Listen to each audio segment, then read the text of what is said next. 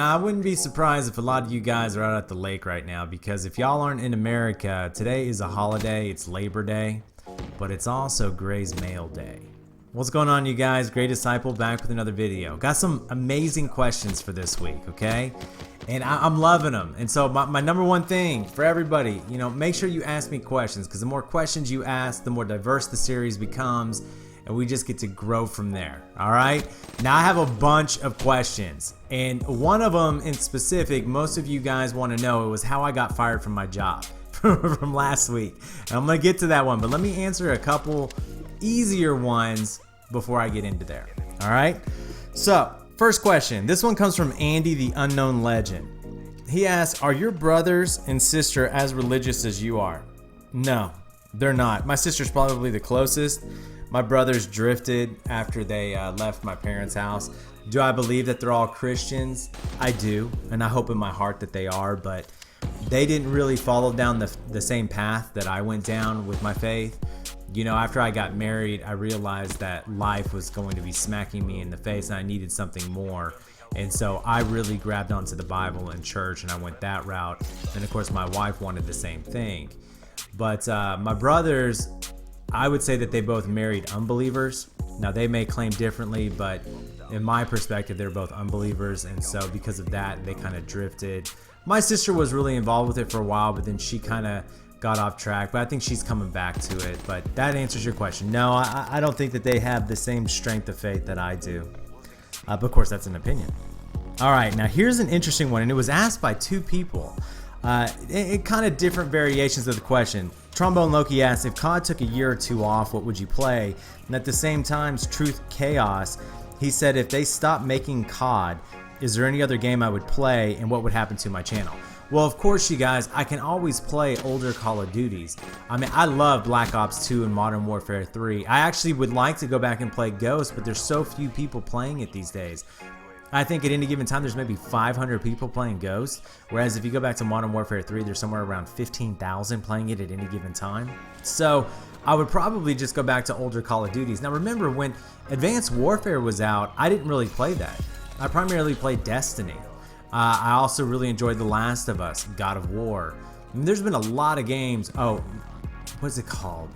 Red Dead? Oh, Red Dead was such an awesome game. Red Dead Redemption as well. I mean, there were a lot of cool games that I played. Now, as for my YouTube channel, I don't know.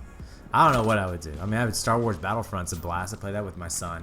I'm sure there'd be something that I would upload, but it would be difficult to keep the conversation current, the content fresh when you're playing a game that's 3 or 4 years old. But there are a lot of YouTubers that still upload old CODs, and they do just fine.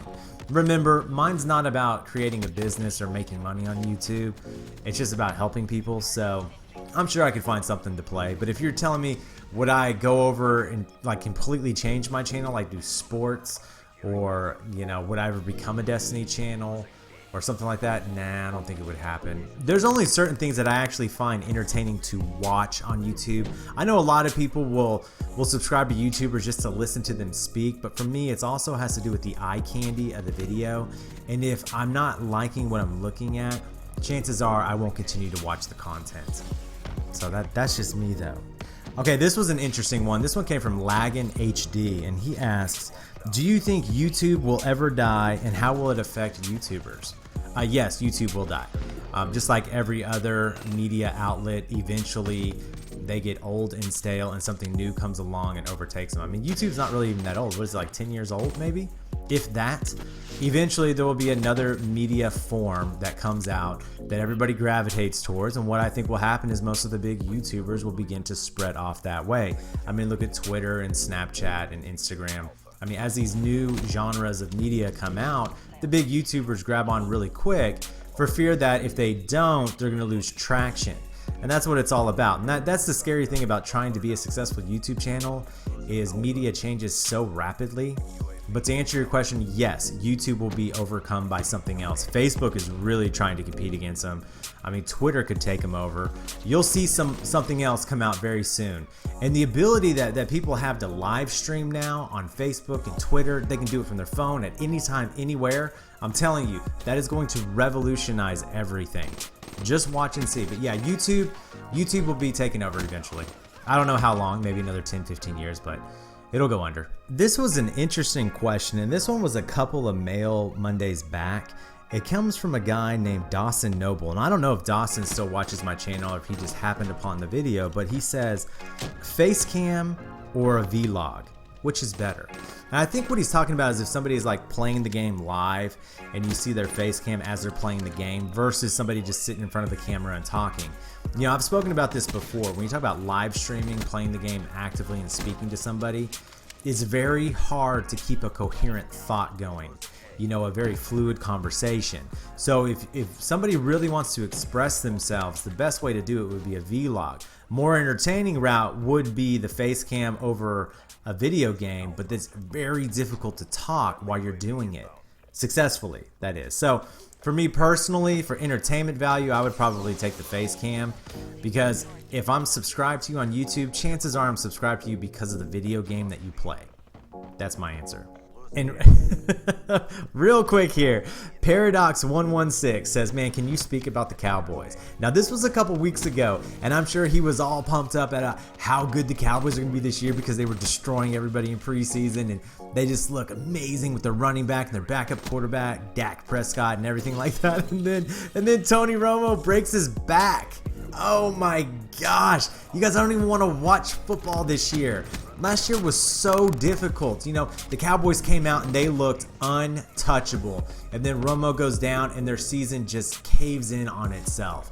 It's so difficult for me to enjoy NFL whenever my team's not doing very well. And, you know, I've rooted for the Dallas Cowboys since I was probably 8 years old. Even though my parents are from Buffalo, New York, and they love the Buffalo Bills, we're all Cowboys fans. I mean, I grew up in Irving, Texas. I could ride my bike to Texas Stadium. That's how close I was there. I went to a lot of games as a kid, and I love the Cowboys. I really do. But when they don't do well, I don't even want to watch the sports. Of course, I love the Cowboys in the 90s when they were dominating, and I really thought that they had a chance these last couple of years to do something amazing. But now with Romo going out, I know you guys can say, well, Dak Prescott, he's going to be amazing. He'll pick it up. And I know a lot of teams don't have film on him, so there's a chance that he could get away with a few things, but there is no way he's going to be able to take on the speed of that game so early on in his career. So basically the Cowboys season's already over. If they go even, it would be a miracle. An 8-8 record, I don't even think they're going to do that. All right, let me just go ahead and answer the question. Now, so a lot of you guys wanted me to answer this, from XWolfbane18, Fred Torres, Titan Challenges, Epic Chocolate. I mean, everybody asked me, hey, great, tell us the story. How'd you get fired? Now, I think you guys are all assuming that I did something wrong at the pizza place. Remember my first job, I worked at a pizza place called Mr. Jim's Pizza. I loved it. I was so excited. I was 15 years old. I remember my mom taking me up there for the interview, dropping me off. She waited in her car, and I did this interview, and I was all dressed up. I mean, this is for a pizza place, for goodness sake. I mean, I was like their perfect employee. Like, I'm the one that they wanted, because all they could really get were these loser kids. You know, the kids that didn't go to college, never really amounted to anything, just wanted to party their whole lives, and during the day, they made pizzas. But I was this straight A student kid, good looking, well dressed, well versed, and here I want to get a minimum wage job making pizzas. So they wanted me right off the bat. So I get hired, and I'm there for a couple of months. I'm doing my thing. I'm doing great. I'm loving it. The boss loves me. The managers love me. It was good. I got along with all the employees. Well, in the third month that I was there, my parents went out of town. I think my mom went with my father on a business trip. They were going to Maine, and they were gone for about a week to 2 weeks. And so my grandmother was watching us. And my older brother at this time had already been kicked out of the house because of drugs and drinking. And so my brother that was right above me, 2 years older than me, his name's Nathan, you know, he would take me to and from work, okay? Well, there was a delivery driver at my pizza place who also ran drugs. He was a drug dealer, and it was perfect for him because these people would order pizzas, and he would deliver the pizzas, and in the process, he would deliver them drugs. This is not a joke. I'm dead serious, and I knew he was doing it.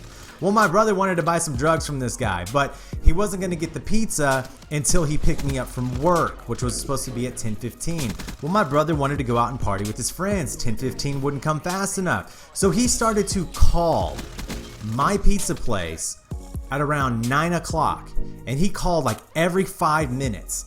and my boss would pick up the phone.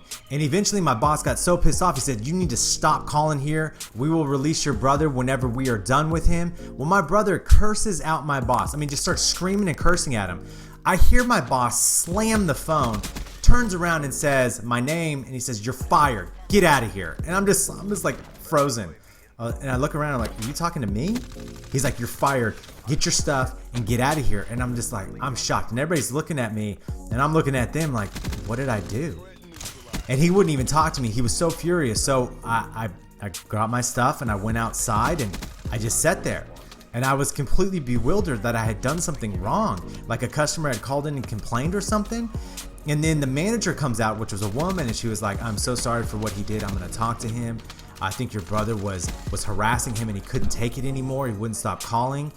And I was like, but I didn't do anything wrong. And she's like, well, I'll talk to him and all that kind of stuff. So then my brother comes and picks me up with his friends. They're all high. They're all smoking weed. And he's like, what's going on, man? What's going on? Where's my pizza? And I'm like, you got me fired. The guy could care less. If there's anything about my brother, he's probably one of the most selfish people that I know. At least he was at the time. And I was crushed. Now, the only remedy in my brother's eyes for what I was going through was to take me out, get me drunk and high. And of course, I wanted nothing to do with it. I just wanted to go home. Now, eventually, the pizza place called me back and they wanted to hire me back. But at that point, I was so distraught and discouraged over it, I wouldn't accept it. Eventually went to go work at my dad's company. And it was a great thing that I did because that's when I started to learn sales and I went up from there. But kind of defines my childhood. It was only about maybe 3 or 4 months later before my brother Nathan was kicked out of the house because of drug use, and I didn't really speak with him that much anymore, and his life went down the path that he went down, and so it was just me and my sister left at that point. So crazy story. There's a lot more to it after that, and I know you guys will be like, well, what happened after that? But I'm gonna end it there. But that's the story, man. I didn't do anything wrong. My brother got me fired from my very first job because he cussed out my boss because he was trying to get his drugs earlier. Who would have thought? All right, you guys. Ask me questions down below. I'm here to answer them. Anything I can help you out with. I know I didn't get to all the questions. I still got about 22 more. But one day I promise. You guys have an awesome day. If you're new here, hit that thumbs up button, leave a comment down below, and subscribe for more.